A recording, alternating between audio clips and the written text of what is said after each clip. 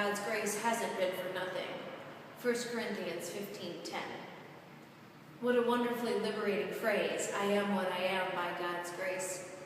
Paul admits this after he says, I don't deserve to be called an apostle because I harassed God's church. He's not trying to forget the mistakes he's made, but he's letting those mistakes inform who he is now.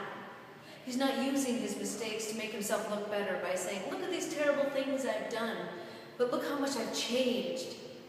No, Paul is saying, I can't deny what I've done, but because of God's grace, I've become the person I am today. I am what I am by God's grace. God's grace after Paul's mistakes wasn't in vain. Paul allowed himself to be transformed, to say I'm sorry and to do something different the next time. I am what I am by God's grace, and God's grace hasn't been for nothing. Can we say the same? Am I who I am because of God's grace? Have I been transformed? Are you who you are because of God's grace? His grace is sufficient for me. His grace is sufficient.